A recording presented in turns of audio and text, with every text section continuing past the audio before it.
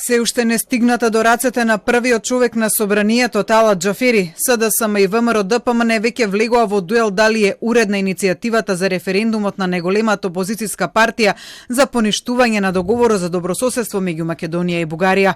Опозицијската партија која во петокот ја достави иницијативата до собранието со надеж дека Џафери, како што рекоа, нема да користи негови методи за да ја отфрли иницијативата како неуредна, денеска со конкретно обвинување на сметка на СДСМ дека таа веќе работи на отфрлање на иницијативата. Антимакедонската СДС подготвува план и тоа исплашени од народот да ја отфрлат иницијативата за референдум. Свесни се дека над 60% од македонците го поддржуваат референдумот и би излегле на истиот. Тие подготвуваат сценариот тој воопшто и да не се случи. Во таквото сценарио главна улога треба да одигра Талат Џафери, кој само ќе го спроведе даденото од Ковачевски. Истовремено ВМРО ДПМН упати и предупредување до владеачката партија. Апелираме до антимакедонската СДС и Ковачевски да не се дрзне да го помножи народот со нула. Но и до Џафери.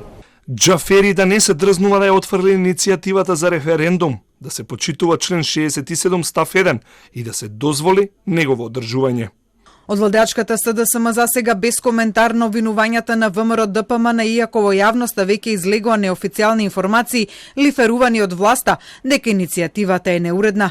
Координаторот на пратеничката група на ВМРО ДПМН Никола Мицевски пак предоставувањето на иницијативата во собранието беше дециден дека многу се внимавало при формулирањето на иницијативата за таа да биде оценета како уредна. Навистина внимававме и со самото прашање и внимававме на кој начин ќе биде правно, формално напишана и доставена до собранието.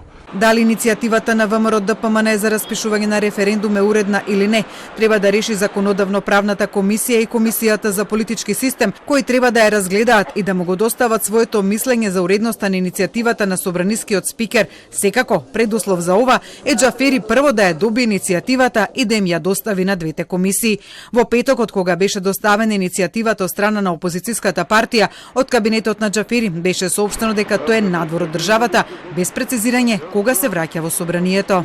Председателот Џафери уште ја нема примено иницијативата. Тоа е надвор од државата. Во моментот кога ќе ја прими, ќе информираме навреме и ќе објавиме соопштение. Откако Џафери ќе ја доби иницијативата, според деловникот за работа на собранието, тој веднаш треба да им ја достави на надлежните собраниски комисии, кои пак имаат рок од 2 дена да му го достават своето мислење за иницијативата. Доколку иницијативата е уредна, Џафери има рок од 3 дена за тоа да го извести ВМРО ДПМН, доколку не, треба прашањето во врска со иницијативата да го стави на дневен ред на првата наредна седница на собранието.